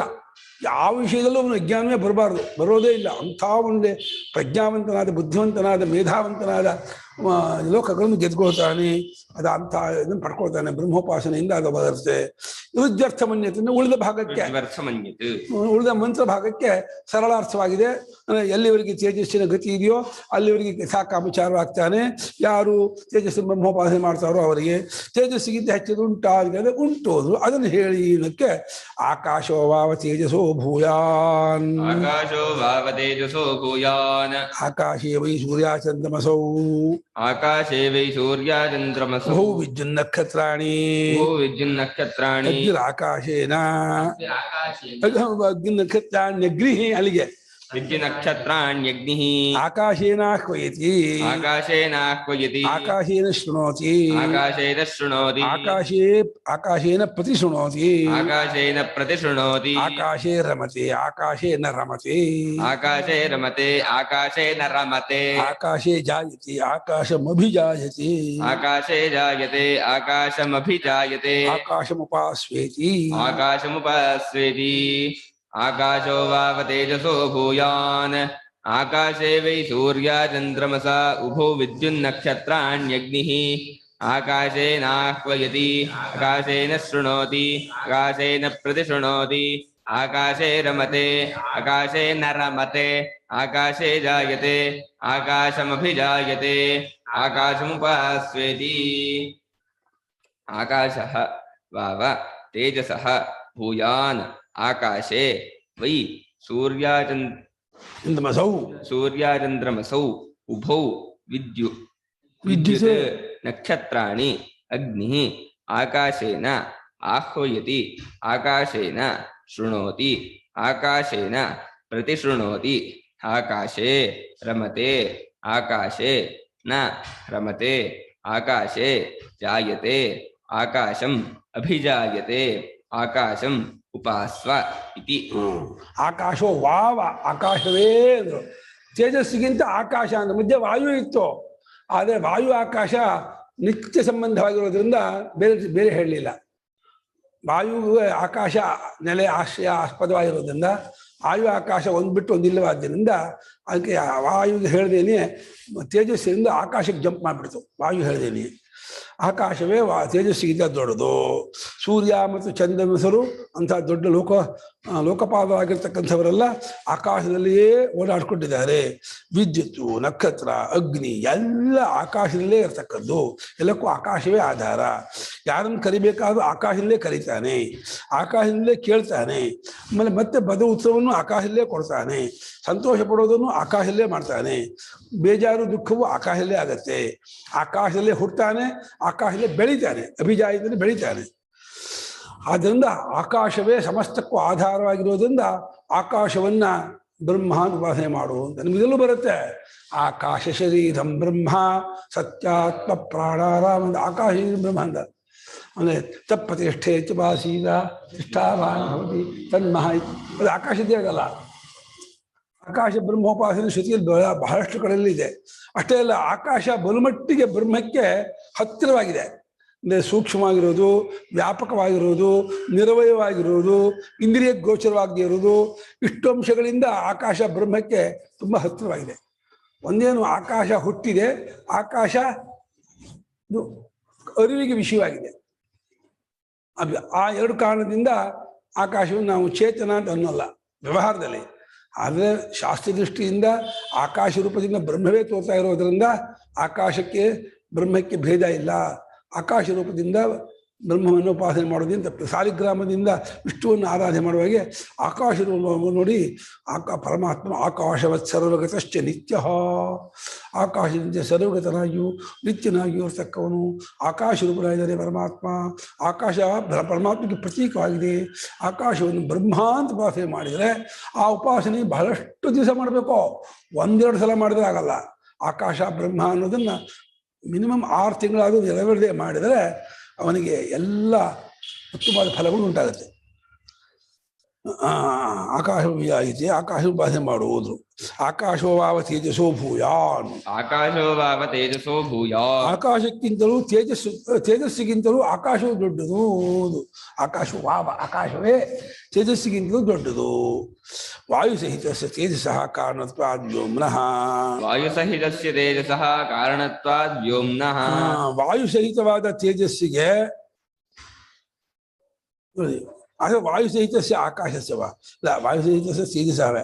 ವಾಯು ಸಹಿತವಾದ ತೇಜಸ್ಸಿಗೆ ಆಕಾಶವು ಕಾರಣವಾಗಿರೋದ್ರಿಂದ ತೇಜಸ್ಸಿಗೆ ವಾಯು ಕಾರಣ, ವಾಯುರಗ್ನಿ. ಆದರೆ ವಾಯು ಉಂಟಾಗಿದ್ದು ಆಕಾಶದಿಂದ. ಆದ್ದರಿಂದ ವಾಯು ಸಹಿತವಾದ ತೇಜಸ್ಸಿಗೆ ಆಕಾಶ ಕಾರಣವಾದ್ದರಿಂದ ತೇಜಸ್ಸಿಗಿಂತ ಆಕಾಶ ದೊಡ್ಡದು ಅಂದರು. ವಾಯುಮಾಗೃಹ್ಯ ಇತಿ ತೇಜಸ ಸಹ ಉಕ್ತಃ, ವಾಯುಮಾಗೃಹ್ಯ ಇತಿ ತೇಜಸ ಸಹ ಉಕ್ತಃ. ವಾಯುರಿತಿ ವಾಯುರಿತಿ ಪೃಥಗ್ಯ ನೋಕ್ತಸ್ತೇಜಸಃ, ಪೃಥಗಿಹ ನೋಕ್ತಸ್ತೇಜಸಃ. ನ್ಯಾಯವಾಗಿ ತೇಜಸ್ಸಿಗಿಂತ ವಾಯು ದೊಡ್ಡದು ಅಂತ ಹೇಳಬೇಕಾಗಿತ್ತಲ್ಲ. ವಾಯು ದೊಡ್ಡದು ಅಂತ ಹೇಳ್ಬಿಟ್ಟು ವಾಯುಗಿಂತ ಆಕಾಶ ದೊಡ್ಡದು ಅಂತ ಹೇಳಬೇಕಾಗಿತ್ತು. ಯಾಕೆ ಜಂಪ್ ಮಾಡ್ತು ಅಂತಂದ್ರೆ ಅದಕ್ಕೆ ಉತ್ತರ ಕೊಡ್ತಾ ಇದ್ದಾರೆ. ಅದು ತೇಜಸ್ಸು ಮಳೆ ಬರುವಾಗ ವಾಯುವನ್ನು ಹಿಡಿದಿಟ್ಕೊಂಡ್ಬಿಡುತ್ತೆ, ಸ್ಥಿಮಿತ ಮಾಡ್ಕೊಂಡ್ಬಿಡುತ್ತೆ, ವಾತಾವರಣವನ್ನು ಅಲ್ಲಾಡೋಕ್ಕೆ ಬಿಡೋದು, ಗಾಳಿ ಬೀಸಕ್ಕೆ ಬಿಡೋದಿಲ್ಲ. ವಾಯುವನ್ನು ಹಿಡಿದಿಟ್ಕೊಂಡು ತೇಜಸ್ಸು ಮಳೆ ಬರೆಸುತ್ತೆ ಅಂತ ಹೇಳಿದ್ರಿಂದ ತೇಜಸ್ಸು ವಾಯುವನ್ನು ಒಂದು ಮಾಡಿಕೊಂಡು ಅಲ್ಲಿ ಹೇಳಿರೋದ್ರಿಂದ ಇಲ್ಲಿ ಮತ್ತೆ ಪೃಥಕ್ಕಾಗಿ ತೇಜಸ್ಸಿಗಿಂತ ವಾಯು ಹೆಚ್ಚು ಅಂತ ಹೇಳಲಿಲ್ಲ, ಉದ್ದೇಶಪೂರ್ವಕವಾಗಿ ಹೇಳಲಿಲ್ಲ. ವಾಯುವನ್ನು ತೇಜಸ್ಸನ್ನು ಒಂದು ಮಾಡ್ಕೊಂಡ್ಬಿಡ್ತು ಅಲ್ಲೇ. ಆ ಪರ್ಯಾಯದಲ್ಲೇ ವಾಯು ತೇಜಸ್ಸನ್ನು ಒಂದು ಮಾಡ್ಕೊಂಡಿರೋದ್ರಿಂದ ಯಾವ ತೇಜಸ್ಸಿಗಿಂತ ಆಕಾಶ ದೊಡ್ಡದಿದೆ. ಗುರುಗಳೇ, ಅಂದ್ರೆ ಆ ಕಾಲದಲ್ಲಿ ರಾಮ ಸೀತೆ ಮಿಕ್ಕಿರೋರೆಲ್ಲ ಇದ್ದಿಲ್ಲ ದೇವರು, ಅದಕ್ಕೆ ಬರೀ ಹಿಂಗೆ ವಾಯು ಪೂಜೆ ಮಾಡು, ಇದು ಉಪಾಸನೆ. ಇದು ಮಟ್ಟ ಮೇಲ್ಮಟ್ಟ. ವಿಗ್ರಹಾದಿಗಳು ಪ್ರತಿಮಾ ಸ್ವಲ್ಪ ಬುದ್ಧಿ ಅಂತ ಇರೋದು ಮನಸ್ಪತಿಯಲ್ಲಿ. ಅಲ್ಲ, ಈ ಕಾಲದಲ್ಲಿ ಯಾರು ಮಾಡೋದೇ ಇಲ್ಲ ಅಲ್ವಾ? ಮಾಡ್ತಾರ? ಮಾಡಲ್ಲ. ಇದೆಲ್ಲ ಶ್ರುತ್ಯುಕ್ತ ಉಪಾಸನೆ. ಈ ಕಾಲದಲ್ಲಿ ಮಾಡೋಲ್ಲ, ಪುರಾಣೋಕ್ತ ಉಪಾಸನೆ ಮಾಡೋದು ಜಾಸ್ತಿ. ಸ್ಮೃತಿಯೂ ಮಾಡಲ್ಲ, ಶ್ರುತಿಯೂ ಮಾಡಲ್ಲ, ಸ್ಮೃತಿಯೂ ಮಾಡಲ್ಲ, ಪುರಾಣೋಕ್ತ ಪೂಜೆ ಮಾಡ್ತಾರೆ. ರಾಮ, ಕೃಷ್ಣ, ಶಿವ, ನಾರಾಯಣ, ಗೋದೇವಿ ಅನ್ನುವಂಥ ವಿಗ್ರಹ ಸಾಲಿಗ್ರಾಮ ಇಟ್ಕೊಂಡು ಪುರಾಣೋಕ್ತ ಪೂಜೆ ಮಾಡೋದೇ ಜಾಸ್ತಿ. ಅದು ಶ್ರುತಿ, ಅದು ಇದ್ರಲ್ಲಿ ವೇದ ಅಲ್ಲಿ ಹೇಳೇ ಇಲ್ಲ, ಕರ್ಮಕಾಂಡದಲ್ಲೆಲ್ಲ ಬಂದೇ ಇಲ್ವಾ ಅದೆಲ್ಲ? ಈ ವಿಗ್ರಹ ಆರಾಧನೆ ವೇದದಲ್ಲಿ ಬರಲ್ಲ. ವಿಗ್ರಹ ಆರಾಧನೆ ಬರೋದೆಲ್ಲ ಪುರಾಣಗಳಲ್ಲೇ. ಅದನ್ನೇ ಮುಸಲ್ಮಾನರು ನಿಮ್ಮ ಉಪನಿಷತ್ತಿನಲ್ಲಿ ನಾವು ಹೇಳೋ ಹಾಗೇನೆಯೇ ನಿರ್ಗುಣ ನಿರಾಕಾರ ದೇವರನ್ನೇ ಹೇಳೋದು, ನೀವು ನಮ್ಮನ್ನು ಬೈತೀರಾ ಅಂತ ಅವ್ರು ಇದು ಮಾಡೋದು. ನಾವು ಅಲ್ಲಾನಿಗೆ ನಿರ್ಗುಣ ನಿರಾಕಾರ ಅಂತ ಹೇಳ್ತೀವಿ. ನಿಮ್ಮ ಉಪನಿಷತ್ತಲ್ಲೂ ಅದೇ ಇರೋದು. ಅಶಬ್ದ ಸ್ಪರ್ಶ ನೇತಿ ನೇತಿ ಅಂತ ಒಬ್ಬ ಮುಸಲ್ಮಾನ ಪ್ರವಚನ ಮಾಡಿದ್ದಾನೆ. ಅವ್ರು ಹಾಗೆ ಹೇಳ್ತಾರೆ, ನಿಮ್ಮ ಮೂಲ ಉಪನಿಷತ್ತು ತೆಗೆದು ನೋಡಿ, ಎಲ್ಲಾದರೂ ದೇವರಿಗೆ ಆಕಾರ ಕೊಟ್ಟಿದ್ಯಾ ನೋಡಿ ಅಂತ. ಅಲ್ಲ, ಆದ್ರೆ ನಾನ್ ಅನ್ಕೊಂಡೆ ಗುರುಗಳೇ, ನಾವು ಅದೆಲ್ಲ ಪೂಜಾರಿಗಳು ಮನೆಗೆ ಕರೆದ್ರೆ ಎಲ್ಲ ಮಾಡ್ತಾರಲ್ಲ, ಅವೆಲ್ಲ ಪ್ರೊಸೀಜರ್ಸ್ ವೇದದಿಂದಾನೇ ತಗೊಳ್ಳೋದು ಅನ್ಕೊಂಡು ಅಲ್ವಾ? ವೇದದಿಂದ ಬಂದಿಲ್ಲ, ವೇದದಿಂದ ನೇರವಿಲ್ಲ. ವೇದದ ಒಂದು ಇದರ ಲಿಂಗ ಇದೆ, ಇದರಿಂದ ಸೂಚನೆ ಇದೆ, ಬೇಕಾದ್ರೆ ಮಾಡ್ಕೋಬಹುದು. ವೇದದಲ್ಲಿ ಪ್ರತಿಪಾದ್ಯ ಮಾಡಿಲ್ಲ. ಲಿಂಗ ವಿಗ್ರಹಾರಾಧನೆಯನ್ನ ನೇರಾಗಿ ವೇದ ಪ್ರತಿಪಾದ್ಯ ಮಾಡಿಲ್ಲ. ನಮ್ಗೆ ಹೇಳಿದ್ ಒಂದು, ನಾವ್ ಮಾಡೋದು ಒಂದು, ಹಂಗೆ ಆ ಡಿಸ್ಕನೆಕ್ಟ್ ಅಷ್ಟೊಂದು ಹೆಂಗಾಯ್ತು ಅಂತ ಅಲ್ಲಲ್ಲ, ಪುರಾಣೋಕ್ತಕ್ಕೂ ನಾವು ಬೆಲೆ ಕೊಟ್ಟಿದೀವಲ್ಲ, ಮರ್ಯಾದೆ ಕೊಟ್ಟಿದೀವಿ, ಗೌರವ ಕೊಟ್ಟಿದೀವಿ. ಅದು ಒಂದು ಸೋಪಾನ. ಪುರಾಣೋಕ್ತವಾದ ವಿಗ್ರಹಾರಾಧನೆ ಮಾಡಿ ಚಿತ್ತಶುದ್ಧಿ ಹೊಂದಿ ಆಮೇಲೆ ವೇದೋಕ್ತವಾದಂತಹ ನಿರ್ಗುಣ ನಿರಾಕಾರವಾದಂತಹ ದೇವತೋಪಾಸನೆ ಮಾಡೋದು ಇನ್ನು ಮೇಲ್ಮಟ್ಟ. ಅದೊಂದು ಸ್ಟೆಪ್ ಯಾಕೆ ಗುರುಗಳೇ? ಇಲ್ಲೇ ಮಾಡ್ಕೊಂಡು ಒಂದ್ ಲೆವೆಲ್ ರೀಚ್ ಆಗ್ಬಿಟ್ಟು ನಿರ್ಗುಣಕ್ಕೆ ಹೋಗ್ಬಿಡು ಅಂತ. ಯಾಕೆಂದ್ರೆ ನಮ್ಗೆ ನಾವು ಪ್ರಪಂಚದಲ್ಲಿ ಮುಳುಗಿರುವಂತ ನಮಗೆ ಏನಾದ್ರು ಆಕಾರ ಗುಣ ಕೊಟ್ರೆ ಹಿಡ್ಕೊಳಕ್ಕಾಗತ್ತೆ ಹೊರತು ಆಕಾರ ಗುಣ ಕೊಡದೆ ಹೋದ್ರೆ ನಮ್ಗೆ ಏನು ತೋರಿಸೋದೇ ಇಲ್ಲ. ನಮ್ಗೆ ಪ್ರಪಂಚ ವ್ಯವಹಾರ ಮಾಡಿ ಮಾಡಿ ಮಾಡಿ ಜನರೊಡನೆ ಪದಾರ್ಥದೊಡನೆ ವ್ಯವಹಾರ ಮಾಡಿ ನಮಗೆ ಒಂದು ಮನಸ್ಸಿಗೆ ಗ್ರಿಪ್ ಬೇಕು. ಗ್ರಿಪ್ ಇಡೇನೆ ಭಾವನೆ ಮಾಡೋಕ್ಕಾಗಲ್ಲ. ಅದಕ್ಕೋಸ್ಕರ ಪುರಾಣಕಾರರು ರಾಮನ ವಿಗ್ರಹ, ಶಿವಂದು, ಕೃಷ್ಣಂದು, ದೇವಿದು ಇನ್ನು ಈ ರೀತಿ ನಮ್ಗೆ ಅನುಕೂಲವಾಗಲಿ ಅಂತ ಹೇಳಿ ಮಾಡ್ಕೊಟ್ಟಿರೋದು. ಇದು ಅದೇ ಪ್ರತಿಮಾ ಸ್ವಲ್ಪ ಬುದ್ಧಿ ನಮ್ಮದೇ ಮನುಸ್ಮೃತಿಯಲ್ಲಿ ಇರೋದು. ಪ್ರತಿಮೆಯಲ್ಲಿ ಭಗವಂತನ ಆರಾಧನೆ ಮಾಡೋರು ಲೋ ಲೆವೆಲ್ ಅಂತ ಹೇಳಿದ್ದಾರೆ. ಅದೇ ನೀವ್ ಹೇಳ್ತಾ ಇರೋದು ಸ್ಮೃತಿಯಲ್ಲೂ ಇಲ್ಲ ಅಂತ. ಸೊ ಅದು ನನ್ಗೆ ಸ್ಮೃತಿಯಲ್ಲೂ ಅಗ್ನಿಯ ಆರಾಧನೆ ಇದೆ. ಅಗ್ನಿಯನ್ನ ಆರಾಧನೆ ಮಾಡೋದು, ವಾಯುವನ್ನ ಆರಾಧನೆ ಮಾಡೋದು, ಅಪ್ಪನ್ನ ಆರಾಧನೆ ಮಾಡೋದು ಇದೆ. ಉದಕ ಶಾಂತಿ ಅನ್ನೋದು ನೀರನ್ನೇ ದೇವತಾ ರೂಪದ ಭಾವನೆ ಮಾಡೋದೆಲ್ಲ ಉಂಟು. ಪಂಚಭೂತಗಳನ್ನು ಭಾವನೆ ಮಾಡೋದು ಉಂಟು ಸ್ಮೃತಿಗಳಲ್ಲಿ. ನಾವು ಅದೇ ಮಾಡ್ಬೇಕಿತ್ತು. ಅದು ಎಲ್ಲಿ ಹಂಗ್ ಚೇಂಜ್ ಆಗೋಯ್ತು ಅಂತ. ಅಲ್ಲ ಎಷ್ಟೊಂದು ಮಿಕ್ಕಿರೋರು ಆ ಝೋರಾಸ್ಟ್ರಿಯನ್ಸ್ ಅವರೆಲ್ಲ ಬರೀ ಅಗ್ನಿನೇ ಇದು ಮಾಡ್ತಾರಂತೆ. ಅದಕ್ಕೆ ವಿವೇಕಾನಂದರು ಒಳ್ಳೆ ಉದಾಹರಣೆ ಹೇಳಿದಾರಮ್ಮ. ವಿವೇಕಾನಂದರು ಏನ್ ಹೇಳಿದಾರೆ ಗೊತ್ತಾ, ನಮಗೆ ನಮ್ಮ ತರಹದ್ದಾದ ವ್ಯವಹಾರ ಅದು ಬೇಗ ಹಿಡಿತೀವಿ. ರಾಮನಿಗೂ ಅಪ್ಪ ಅಮ್ಮ, ರಾಮನಿಗೂ ಹೆಂಡತಿ, ರಾಮನಿಗೂ ಮಕ್ಕಳು, ರಾಮನು ನಮ್ಮ ಹಾಗೆಯೇ ಕಷ್ಟಪಟ್ಟ ಅತ್ತ, ಆಮೇಲೆ ಎಲ್ಲ ಇದನ್ನ ಮುಂದ, ಆಮೇಲೆ ಮರ್ಯಾದಾ ಪುರುಷೋತ್ತಮನಾದ ಅಂತ ಈ ಕಥೆ ಹೇಳಿದ್ರೆ ನಮಗೆ ಆ ಕಥೆ ಬೇಗ ಗ್ರಾಸ್ ಆಗುತ್ತೆ. ಆದ್ರೆ ವ್ಯಾಪಕವಾಗಿರೋ ವಾಯು, ಅಗ್ನಿ, ವೈದ್ಯ, ದೇವತೆ ತಗೊಂಡ್ರೆ ನಮಗೆ ಹಿಡ್ಕೊಳ್ಳೋಕ್ಕೆ ಕಥೆ ಏನೂ ಇಲ್ಲ. ಅಲ್ಲಿ ನಮಗೆ ಹೆಂಡತಿ ಮಕ್ಕಳು ಮನೆ ಮಠ ಇದ್ದೇನೆ ನಮ್ಗೆ ಅರ್ಥವಾಗೋದು. ಯಾಕೆ ನಾವು ಹೆಂಡತಿ ಮಕ್ಕಳು ಮನೆ ಮಠ ಕಟ್ಕೊಂಡು ನಾವು ಈ ರೀತಿ ಬೆಳೆದವರಾದ್ರಿಂದ ನಮ್ಮ ಸ್ವಭಾವಕ್ಕೆ ತಕ್ಕಂತಹ ಕಥೆ ಹೇಳಿದರೆ ನಮ್ಗೆ ಬೇಗ ಅದು ಅರ್ಥವಾಗುತ್ತೆ. ಅದಕ್ಕೋಸ್ಕರ ಕೃಷ್ಣನ ಕಥೆ, ರಾಮನ ಕಥೆ ಇದೆಲ್ಲ ನಮ್ಗೆ ಬೇಗ ಅರ್ಥವಾಗೋದು. ಯಾಕೆ ಅಂದರೆ ಅದು ನಮ್ಮ ಸ್ವಭಾವಕ್ಕೆ ತುಂಬ ಹತ್ತಿರವಾಗಿದೆ. ಅದು ವೇದೋಕ್ತವಾದ ದೇವತೆಗಳಿಗೆ ಹೆಂಡತಿ ಮಕ್ಕಳು ಮನೆ ಮಠ ಎಲ್ಲ ಇಲ್ಲ. ಕೃಷ್ಣಂಗ ಅಷ್ಟೊಂದ್ ಜನ ಹೆಣ್ತಿರು, ನಾವು ಹೆಣ್ತಿರು ಅಷ್ಟೊಂದ್ ಜನ ಕಟ್ಕೋಬಹುದು ಅಂತ ಹಂಗೂ ತಗೋಬಹುದಲ್ಲ ಗುರುಗಳೇ. ಅವರೇ ಹೇಳ್ತಾರೆ ಕೃಷ್ಣ ಮಹಾತ್ಮನಾದ್ರಿಂದ ಅವ್ನು ದಕ್ಕಿಸ್ಕೊಂಡ. ಅದೇ ಕಾಲಿಗೆ ಸರ್ಪ ಇದು ಮಾಡು, ದಮನ ಮಾಡು, ಗೋವರ್ಧನ ಬೀದಿ ಬೆಟ್ಟ ಎತ್ತೋ. ಕೃಷ್ಣ ಹೆಂಡತಿ ಕಟ್ಕೊಂಡಾಗ ಒಂದೇ ಮಾಡ್ತೀಯಲ್ಲ, ಗೋವರ್ಧನ ಬೆಟ್ಟ ಎತ್ತೋ ಕೃಷ್ಣನಿಗೆ. ಅದೇ ಕಾಲಿಂಗ ಮರ್ದನ ಮಾಡು ನೋಡೋಣ. ಅದಲ್ಲ ಏನೋ ನಿಮ್ಗೆ ಯಾವ್ದು ಬೇಕೋ ಅದನ್ನು ತಗೊಳ್ಳೋದು. ಇದು ತಪ್ಪರ್ಥ. ಇದು ಶಿವ ಹಾಲು ವಿಷ ಕೊಡ್ದ ಕುಡಿ ನೋಡೋಣ, ಅದೆಲ್ಲ ಆಗಲ್ಲ. ಹೀಗೆ ಅದು ಧರ್ಮ ಸ್ವಲಿಷ್ಠಿತ ಪುಂಸಾಂ ವಿಶ್ವಕ್ಷರ. ಅದರಲ್ಲಿ ಮಹಾತ್ಮರು ಯಾವ್ದನ್ನು ಮಾಡಿದಾರೋ ಅದನ್ನು ಮಾಡಬೇಡ, ಅವ್ರು ಏನು ಹೇಳಿದಾರೋ ಅದನ್ನು ಮಾಡು ಅಂತ ಭಾಗವತದಲ್ಲಿ ಒಂದು ಕಥೆ ಬರುತ್ತೆ. ಅವ್ರು ಮಾಡ್ದಾಗ ಮಾಡಬೇಡ, ಅವ್ರು ಹೇಳ್ದಾಗ ಮಾಡು. ಯಾಕಂದ್ರೆ ಅವರು ತೇಜೀಯ ಸಾನ್ನ ದೋಷಾಯ ವನ್ನೇ ಸರ್ವಭುಜೋ ಇದ್ದಾರೆ. ಅಗ್ನಿಗೆ ನೀವು ಏನು ಹಾಕಿದ್ರೆ ಹಾಕಿ ಸುಟ್ಟು ಹಾಕ್ಬಿಡತ್ತೋ, ಆ ಮಹಾತ್ಮರಿಗೆ ಯಾವುದು ಏನು ಅಂಟೋದೇ ಇಲ್ಲ. ಎಲ್ಲವನ್ನು ಮೀರಿದವರಾಗಿರ್ತಾರೆ. ತಮ್ಮ ಜ್ಞಾನೇಶ್ವರ್ಯಾದಿಗಳಿಂದ ಅವ್ರು ಮೀರಿದವರಾಗಿರ್ತಾರೆ. ಹಾಗಾದ್ರಿಂದ ಅವ್ರಿಗೆ ಅದು ದೋಷ ತಟ್ಟಲ್ಲ. ನಾವು ಮಾಡೋಕ್ಕೆ ಹೋದ್ರೆ ನಮಗೆ ದೋಷ ತಟ್ಟು ಬಿಡುತ್ತೆ. ನಾವು ಅದು ಮಾಡಬಾರ್ದು. ಸೋಮ ತಗೋತೀನಿ.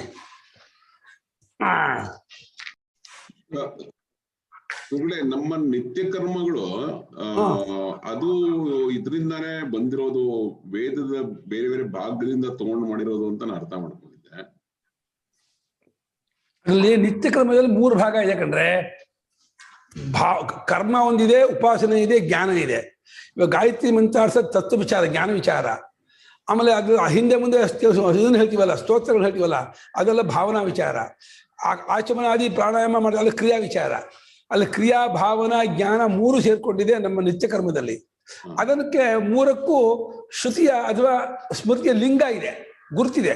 ನೇರವಾಗಿ ಶ್ರುತಿಯಲ್ಲಿ ಸಂಧ್ಯಾವನೆ ಅಂತ ಹೇಳಿಲ್ಲ.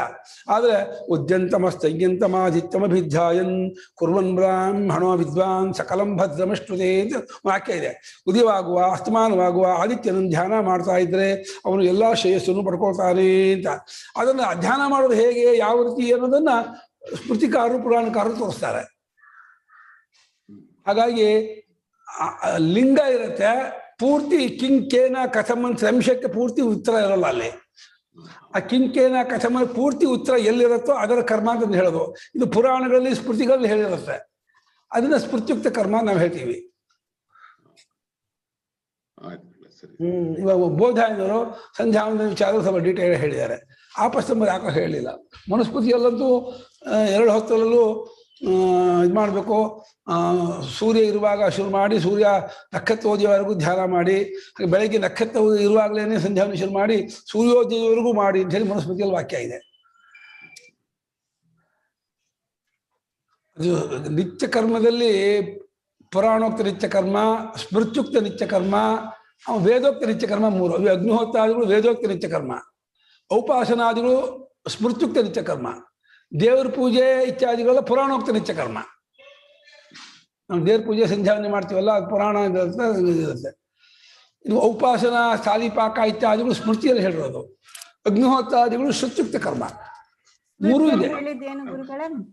ಆ ಉಪಾಸನೆನ ಸ್ಮೃತಿಯಲ್ಲಿ ಹೇಳಿದ್ದೇನು ಅಂತ ಹೇಳಿದ್ರಿ. ಈಗ ಔಪಾಸನ ಅಂದ್ರೆ ಈ ಒಂದೇ ಅಗ್ನಿಯೊಳಗೆ ಬೆಳಗ್ಗೆ ಸಂಜೆ ಆಹುತಿ ಕೊಟ್ಟು ಮಾಡ್ತಾರೆ, ಗೃಹ ಮತ್ತಿರೋದು ಮಾಡ್ತಾರೆ, ಸ್ಮಾರ್ಥ ಕರ್ಮ ಅಂತ.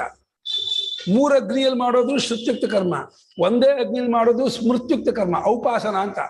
ಔಪಾಸನ ಅಂದ್ರೆ ಉಪಾಸನೆ ಅಲ್ಲ. ಔಪಾಸನ ಅಂದ್ರೆ ಇದು ಗೃಹ್ಯ ಕರ್ಮ. ಈ ವಿವಾಹ ದಿವಸ ಅವನ ಅಗ್ನಿ ಬರುತ್ತಲ್ಲ, ಆ ವಿವಾಹ ಅಗ್ನಿಯನ್ನೇ ಅವನು ಯಾವ ಜೀವ ಇಟ್ಕೋಬೇಕು ಅಂತ, ಏನು ಯಾವ ಜೀವಂ ಯಾವದಾಧಾರಂ ವಾ ಅಂತ ವಿವಾಹದಲ್ಲೇ ವಾಕ್ಯ ಇದೆ. ಆ ವಿವಾಹದ ಆ ಅಗ್ನಿ ಇಟ್ಕೊಂಡು ಬೆಳಿಗ್ಗೆ ಸಂಜೆ ಉಪಾಸನ ಮಾಡಬೇಕು. ಬೆಳಿಗ್ಗೆ ಸಂಜೆ ಅಕ್ಕಿಯಲ್ಲಿ ಅಥವಾ ತುಪ್ಪದಲ್ಲಿ ಅದಕ್ಕೆ 2 ಹೊತ್ತು ಆಹುತಿ ಕೊಟ್ಟು, ಪ್ರತಿ ಪೌರ್ಣಿಮೆ ಮತ್ತು ಅಮಾವಾಸ್ಯೆ ದಿವಸ ಸ್ಥಾಲಿಪಾಕ ಅಂಥೇಳಿ ಒಂದು ಅರ್ಧ ಗಂಟೆ ಕಾರ್ಯಕ್ರಮ ಮಾಡಿ, ಆಮೇಲೆ ಅವನು ವೈಶ್ಯದೇವ ಮಾಡೋದು, ಇದು ಮಾಡೋದು, ದೇವ್ರ ಪೂಜೆ ಮಾಡೋದು ಮಾಡೋದು. ವೈಶ್ಯದೇವವು ಸ್ಮೃತ್ಯುಕ್ತ ಕರ್ಮವೇ. ವೈಶ್ಯದೇವ ಮತ್ತು ಔಪಾಸನ, ಸ್ಥಾಲಿಪಾಕ, ಆಮೇಲೆ ನವಾಗ್ರಹಣ, ಆಮೇಲೆ ಈಶಾನ ಬಲಿ, ಸಪ್ತಬಲಿ, ಇದೆಲ್ಲ ಸ್ಮೃತ್ಯುಕ್ತ ಕರ್ಮ. ಎಲ್ಲ ಬಿಟ್ಟು ಹೋಗ್ಬಿಟ್ಟಿದೆ. ಮತ್ತೂರು ಕಡೆ ಮಾತ್ರ ಇದೆ, ಇಲ್ಲೆಲ್ಲ ಯಾರು ಮಾಡೋದೇ ಇಲ್ಲ. ಪುರಾಣೋಕ್ತ ಕರ್ಮ ಅಂದರೆ ದೇವ್ರ ಪೂಜೆ ಮಾಡೋದು, ಸಂಧ್ಯಾವಂದನೆ ಮಾಡೋದು, ಈ ವ್ರತಗಳನ್ನೆಲ್ಲ ಮಾಡ್ತೀವಲ್ಲ, ಸತ್ಯನಾರಾಯಣ ವ್ರತ, ಗೋಕುಲಾಷ್ಟಮಿ, ಶಿವರಾತ್ರಿ, ಇದೆಲ್ಲ ಪುರಾಣೋಕ್ತ ಕರ್ಮಗಳು. ಒಂದು ಲಿಂಕ್ ವೇದದಲ್ಲಿ ಒಂದು ಲಿಂಕ್ ಇದೆ, ಅದನ್ನ ಡೀಟೇಲ್ ಮಾಡಿರೋದು ಅವ್ರವ್ರು ತಗೊಂಡು ಬೇರೆ ಡೀಟೇಲ್ ಮಾಡ್ಕೊಂಡಿದ್ದಾರೆ. ಕೆಲವಕ್ಕೆ ಲಿಂಕ್ ಇದೆ, ಕೆಲವು ಗುರುತಿದೆ, ಎಲ್ಲಕ್ಕೂ ತೋರ್ಸೋಕ್ಕಾಗಲ್ಲ. ಕೆಲವಕ್ಕೆಲ್ಲ ತೋರಿಸ್ಬೋದು.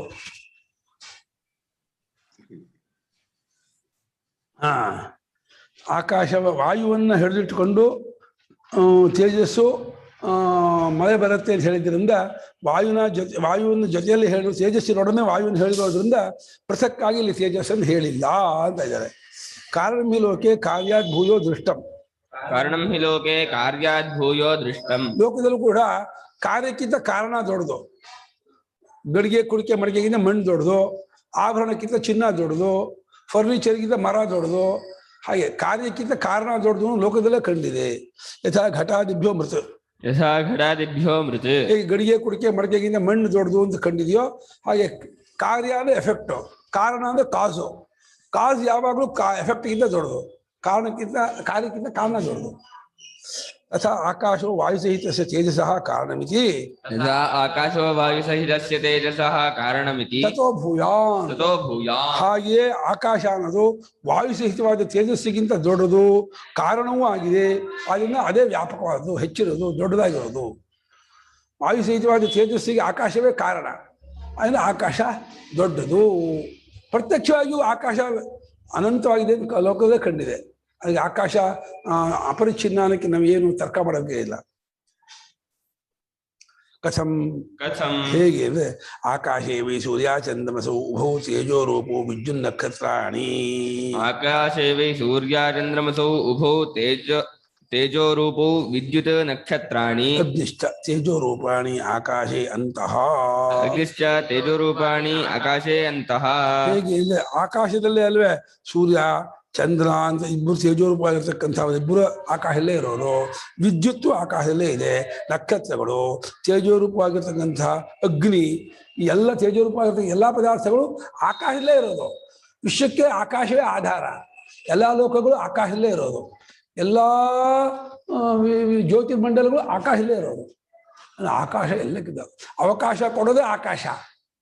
ಎಲ್ಲಕ್ಕೂ ಯಾವುದು ಅವಕಾಶ ಕೊಟ್ಟಿದೆಯೋ ಅದು ಆಕಾಶ ಅಂತ. ಆದ್ದರಿಂದ ಆಕಾಶ ದೊಡ್ಡದು ಎಲ್ಲಕ್ಕಿಂತಲೂ. ಯಶ್ಚ ಯಸ್ಯ ಅಂತರ್ವರ್ತಿ ತದಲ್ಪಂ ಭೂಯ ಇತರಸ. ಯಚ್ಚ ಇಸ್ಯಾಂತರ್ವರ್ತಿ ತದಲ್ಪಂ ಭೂಯಃ ಇತರತ್. ಇವಾಗ ಪಾತ್ರೆ ಒಳಗೆ ಹಾಲಿದ್ರೆ ಹಾಲು ಚಿಕ್ಕದು, ಪಾತ್ರೆ ದೊಡ್ಡದು. ಯಾವ್ದು ಒಳಗಿರುತ್ತೋ ಒಳಗಿರೋದು ಚಿಕ್ಕದಾಗತ್ತೆ, ಯಾವ್ದು ಒಳಗಿರುತ್ತೋ ಯಾವ್ದು ಇಟ್ಕೊಂಡಿರುತ್ತೋ ಅದನ್ನ ದೊಡ್ಡದಾಗಿರುತ್ತೆ. ಹಾಗೆ ಪಾತ್ರೆ ಒಳಗೆ ನೀರು ಹಾಲು ಹಾಕಿದ್ರೆ ಪಾತ್ರೆ ದೊಡ್ಡದು, ಹಾಲು ನೀರು ಕಮ್ಮಿ ಆಗಿರುತ್ತೆ.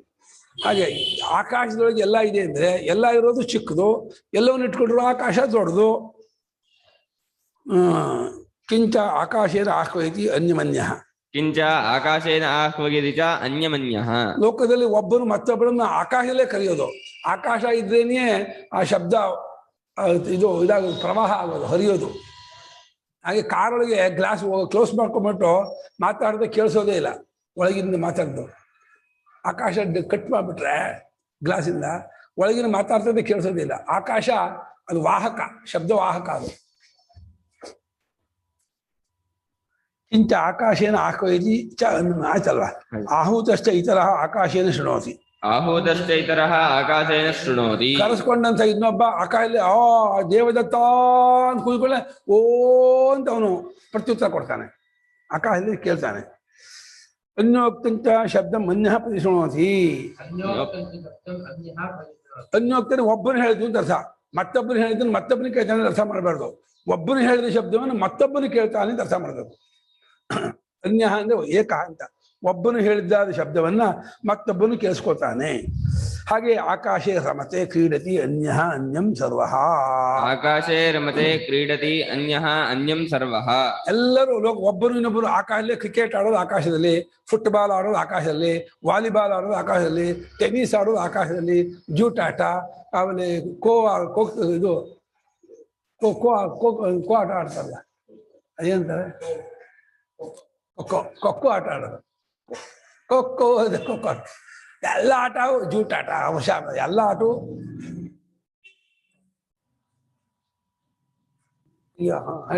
ಆಕಾಶ ಶಬ್ದ ಪ್ರಸರಣ ಮಾಡಲ್ಲ ಅಲ್ಲ, ಶಬ್ದ ಗುಣಕಮ ಆಕಾಶ ಅಂತ ಇದೆಯಲ್ಲ, ಶಬ್ದ ಇದು ಶಬ್ದಕ್ಕೆ ಆಕಾಶವೇ ಕಾರಣ ಅಂತ ಹೇಳೋದು. ಅಲ್ಲ, ಶಬ್ದ ಆಕಾಶದ ತತ್ವ ಒಪ್ಕೊಳ್ಳೋಣ. ನೀವು ವಾಯು ಪ್ರಸರಣ ಮಾಡುತ್ತೆ ಅಂತ ಹೇಳ್ತೀರಾ? ವಾಯು ಪ್ರಸರಣ ಮಾಡುತ್ತೆ, ಆಕಾಶ ಇದ್ರೆ ಪ್ರಸರಣ ಆಗಲ್ಲ. ಹಂಗಲ್ಲಪ್ಪ, ವಾಯು ಪ್ರಸರಣ ಮಾಡುತ್ತೆ ಒಪ್ಕೊಳ್ಳೋಣ. ವಾಯುವಿಗೆ ಆ ಗುಣ ಬಂದಿದ್ದು ಆಕಾಶದಿಂದಲೇ. ವಾಯುವಿಗೆ ಸಹ ಆ ಗುಣ ಇಲ್ಲ, ಆಕಾಶದ ಗುಣವೇ ವಾಯುವಿನಲ್ಲಿ ತೋರ್ತಾ ಇರೋದು. ಅಲ್ಲ, ಕಾರಣದ ಗುಣ ಕಾರ್ಯದಲ್ಲಿ ಇದ್ದೇ ಇರುತ್ತೆ. ಅಷ್ಟೇ. ಹಾಗಾಗಿ ವಾಯು ಇದೆ, ಅದು ಆಕಾಶದೇ ಆ ಗುಣ.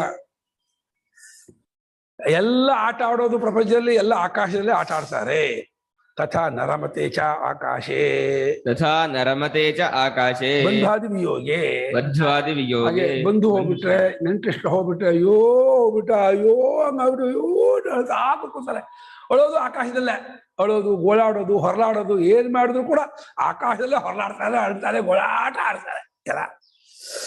ಆಕಾಶೇ ಜಾಯತೆ, ಆಕಾಶೇ ಜಾಯತೆ, ಮೂರ್ತೇನ ಅವಷ್ಟಬ್ಧೆ, ಮೂರ್ತೇನ ಅವಷ್ಟಬ್ಧೆ, ಮೂರ್ತೇನ ಮೂರ್ತೇನ ಅವಷ್ಟಬ್ಧೆ. ಜಾಗ ಇದೆ ಅಲ್ಲಿ ಹುಡ್ತಾ ಇದೆ ಹೊರತು ಮೂರ್ತ ಅಲ್ಲ. ಜಾಗನೇ ಇಲ್ಲ ಅಂದ್ರೆ ಬರೋಕ್ಕೆ ಹಿಡ್ಕೊಂಡ್ಬಿಟ್ಟಿದೆ, ಬರೋಕ್ಕಾಗೋದೇ ಇಲ್ಲ. ಅದಕ್ಕೆ ಇದು ಜನ ಆಗ್ಬೇಕಾದ್ರೆ ಏನೋ ತೊಂದರೆ ಆದ್ರೆ ಸಿಸೇರಿಯನ್ ಮಾಡ್ಬೇಕು, ಆಗೋಲ್ಲ, ಜಾಗ ಇಲ್ಲ, ಬರೋಕ್ಕಾಗಲ್ಲ ಅಂತ ಹೇಳ್ಬಿಟ್ಟು ಇದು ಡಾಕ್ಟ್ರು ಸಿಸೇರಿಯನ್ ಮಾಡ್ಬಿಟ್ಟು ತೆಗೆದ್ಬಿಡ್ತಾರೆ. ಯಾಕಂದ್ರೆ ಅದು ಆಕಾಶ ಇಲ್ಲ, ಅವಕಾಶ ಇಲ್ಲ ಬರೋಕ್ಕೆ, ಜಾಗ ಇಲ್ಲ, ಆಗೋಲ್ಲ ಬರೋಕ್ಕೆ, ಸಿಸೇರಿಯನ್ ಮಾಡಿ ತೆಗೀರಿ ಅಂತ ಹೇಳ್ತಾ ಇದ್ದಾರೆ. ಯಥಾ ಆಕಾಶಮಭಿಲಕ್ಷ್ಯ ಅಂಕುರಾದಿ ಜಾಯತೆ, ತಥಾ ಆಕಾಶಮಭಿಲಕ್ಷ್ಯ ಅಂಕುರಾದಿ ಜಾಯತೆ, ನ ಪ್ರತಿಲೋಮಂ, ನ ಪ್ರತಿಲೋಮಂ. ಹಾಗೆ ಗಿಡ ಮರ ಬಳ್ಳಿಗಳು ಹುಟ್ಟುವಾಗ ಆಕಾಶವನ್ನು ಗುರುತಿಸ್ಕೊಂಡು ಮೇಲ್ಮೇಲಕ್ಕೆ ಹೋಗುತ್ತೆ, ಹೊರತು ಒಳೊಳಕ್ಕೆ ಹೋಗೋದಿಲ್ಲ. ಅದೇ ಆ ಮೂಲಂಗಿ, ಆಲೂಗೆಡ್ಡೆ ಇದೆಲ್ಲ ಒಳೊಳಗೆ ಬೆಳೆಯೋದು. ಆದರೂ ಅಲ್ಲೂ ಆಕಾಶ ಇರಬೇಕು, ಆಕಾಶ ಇಲ್ಲದೆ ಬೆಳೆಯಲ್ಲ. ಗಿಡ ಮರ ಬಳ್ಳಿಗಳು ಮಾತ್ರ ಆಕಾಶ ನೋಡ್ಕೊಂಡೆ, ನೀವು ಏನಾದ್ರು ಈ ಕಡೆ ಒಂದು ಮರ ಇರಲಿ, ಈಗ ಸೊಟ್ಟ ಬೆಳೆಯುತ್ತೆ ಅದು ತೆಂಗಿನ ಮರ, ಅದಕ್ಕೇನೋ ಅಡ್ಡ ಆಗ್ಬಿಟ್ರೆ ಅದು ಗೊತ್ತಾಗುತ್ತೆ, ಇಲ್ಲಿ ಬೆಳಕಿದೆ, ಇಲ್ಲಿ ಲೈಟ್ ಇದೆ, ಆ ಕಡೆ ತಿರ್ಕೊಳ್ಳುತ್ತೆ ಮರ. ಅದೆಲ್ಲ ನೋಡಿ, ಅದಕ್ಕೆ ಅರಿವಿದೆಯಲ್ಲ, ಇದೇ ಗುರುತು. ಅದು ಮುಟ್ಟಿದ್ರೆ ಇದು ಮಾಡಿದ್ರೆ ಸಂತೋಷ ಆಗುತ್ತೆ, ತಬ್ಕೊಂಡ್ರೆ ನಮ್ಮ ತಂದೆಗಳು ದಿನ ತೋಟಕ್ಕೆ ಹೋಗ್ಬೇಕಣೋ, ಆ ತೋಟದ ಮರಗಿಡಗಳಿಗೆ ಬರೀ ನಾನು ಗೊಬ್ಬರ ಹಾಕಿದೆ ನೀರು ಹಾಕಿದೆ ಅಂದ್ರೆ ಅದಕ್ಕಿಲ್ಲ, ಅದು ಜನರ ವಾಸನೆ ಬೇಕು, ಜನರ ವಾಸನೆಗೆ ಭಾಳ ಸಂತೋಷ ಪಡುತ್ತೆ. ಹೋಗಿ ದಿನ ತೆಂಗಿನ ಮರ ತಬ್ಗೋ, ದಿನ ಅಡಿಕೆ ಮರ ತಬ್ಗೋ, ಭಾರಿ ಖುಷಿ ಆಗುತ್ತೆ. ಅದಕ್ಕೆ ನೀನು ಇದು ಮಾಡಬೇಕು, ಭಾವನೆಯಿಂದ ನೀನು ನನ್ನತನ ಎಕ್ಸ್ಪ್ರೆಸ್ ಮಾಡಬೇಕು.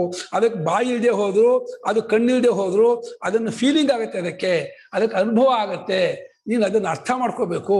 ಬರೀ ಕಳ್ಳರು ಕದ್ಕೊಂಡು ಹೋಗುವಾಗಿ ತೋಟಕ್ಕೆ ಹೋಗ್ಬಿಟ್ಟು ಅಡಿಕೆ ತಗೊಂಬಂದೆ ತೆಂಗಿನಕಾಯಿ ತಗೊಂಬಂದೆ ಅಂತೇಳಿ ಕದ್ಕೊಂಬರ್ಬಾರ್ದು.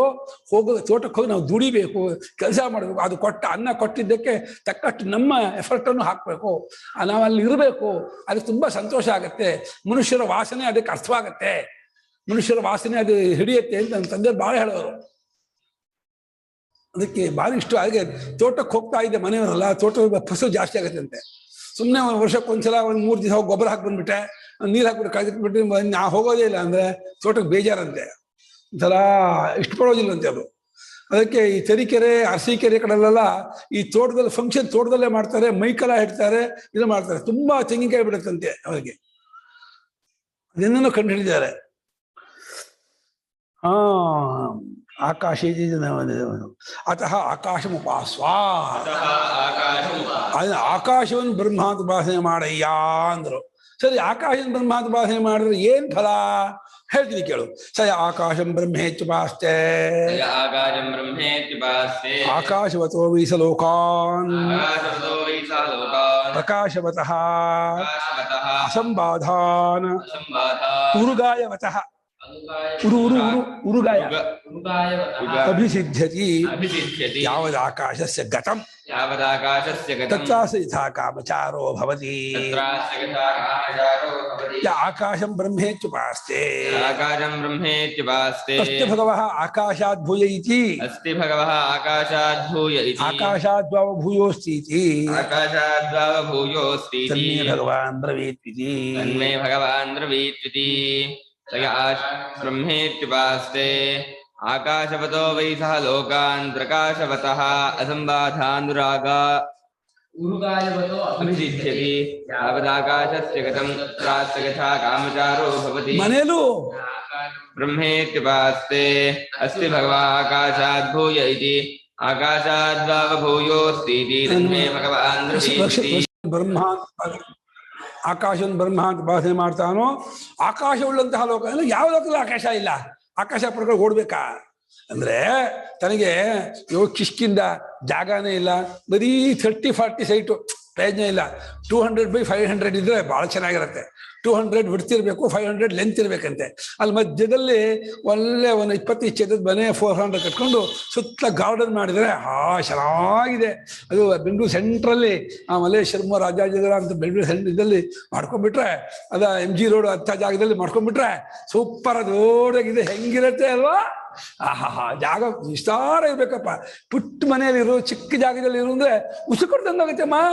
ಸಣ್ಣ ರೂಮಲ್ಲಿ ಉಸು ಆಗಲ್ವಾ? ಇದು ನೋಡಿ, ಸಣ್ಣ 8x8 ರೂಮಲ್ಲಿ ಇದ್ದು ನೋಡಿ, ಅದ್ಮೇಲೆ ಅಲ್ಲೊಂದು ಬೀರು ಹಾಕಿ ಅಲ್ಲೊಂದು ಕುರ್ಚಿ ಹಾಕೊಂಡು ಕೂತ್ಕೊಳ್ಳಿ ಅಲ್ಲಿ. ಅಯ್ಯೋ, ಉಸಿರು ಕಟ್ಟೋಗುತ್ತೆ, ಆಗೋದೇ ಇಲ್ಲ. ವಿಸ್ತಾರ ಇರಬೇಕು, ದೊಡ್ಡದಾಗಿರ್ಬೇಕು. ಆಕಾಶ ಉಳ್ಳಂತಹ ಲೋಕವನ್ನ ಪ್ರಕಾಶ ಉಳ್ಳದ್ದಾಗಿರುವ, ಯಾಕೆ ಪ್ರಕಾಶ ಸೇರಿಸಿದ್ರೆ ಆಕಾಶಕ್ಕೂ ಪ್ರಕಾಶಕ್ಕೂ ಅವಿನಾಭಾವ ಸಂಬಂಧ. ಉರುಗಾಯ ಅಂದರೆ ವಿಸ್ತಾರವಾಗಿರುವ, ಅಸಂಬಾಧ ಅಂದರೆ ಪೀಡೆ ಇಲ್ಲಿರ್ತಕ್ಕಂತಹ ಲೋಕಗಳನ್ನು ಗೆದ್ಕೊಳ್ತಾನೆ. ಆಕಾಶದ ವ್ಯಾಪ್ತಿ ಎಲ್ಲಿವರೆಗೂ, ಆಕಾಶ ಎಲ್ಲಿಲ್ಲ ಅಂದ್ರೆ ಅಲ್ಲ, ಆಕಾಶದಿಂದ ಆಗಬೇಕಾದ ಪ್ರಯೋಜನ ಎಲ್ಲಿವರೆಗಿದೆಯೋ ಅಂತ ಅಂಥ ಲೋಕಗಳೆಲ್ಲವನ್ನು ಗೆದ್ಕೊಳ್ತಾನೆ. ಬೇಕಾದ ಓಡಾಡ್ಕೊಂಡಿರ್ತಾನೆ. ಯಥಾ ಕಾಮಚಾರ ಹೋಗಿ ಯಾರು ಆಕಾಶವನ್ನು ಬ್ರಹ್ಮ ಅಂತ ಉಪಾಸನೆ ಮಾಡ್ತಾನೋ ಅಂಥವ್ರಿಗೆ ಈ ಫಲವಾಗತ್ತೆ ಅಂತ ಹೇಳಿ ಇನ್ನು ಮುಗಿಸಿಲ್ಲ ಸ್ವಾಮಿಯಿಂದ. ಏನಪ್ಪ ಪೂಜ್ಯರೇ ಭಗವತಃ ಭಗವಃ ಆಕಾಶಾದ್ಭಾವು, ಆಕಾಶಕ್ಕಿಂತ ಹೆಚ್ಚಿನುಂಟಾ ದೊಡ್ಡದುಂಟಾ ಅಂದರು. ಉಂಟು ಸ್ವಾಮಿ ಅಂದರು. ಅದನ್ನು ಹೇಳಿ ಸ್ವಾಮಿ ಅಂದರು. ಹೇಳ್ತೀನಪ್ಪ. ಫಲಂ ಆಯ್ತಾ? 9 ಗಂಟೆ ನಾಳೆ ಭಾಷ್ಯ ಓದೋಣ. ಓಂ ಆಪ್ಯಾಯಂತ ಭವಾನ್ಯಾನಿ ವಾಕ್ ಪ್ರಾಣ ಸ್ಮರ ಆಶಾ ಪ್ರಾಣ 3 ಇದೆ. ಇದಾದ್ಮೇಲೆ ಮಾಹಂ ಬ್ರಹ್ಮ ನಿರಾಕುರ್ಯಾಂ ಮಾಮ ಬ್ರಹ್ಮ ನಿರಾಕರೋತ್ ನಿರಾಕರಣಮಸ್ತು ಅನಿರಾಕರಣಂ ಮೇಸ್ತು ತದಾತ್ಮನಿ ನಿರತೇವ ಉಪನಿಷತ್ಸು ಧರ್ಮಾಃ ತೇ ಮಯಿ ಸಂತು ಓಂ ಶಾಂತಿ ಶಾಂತಿ ಶಾಂತಿ.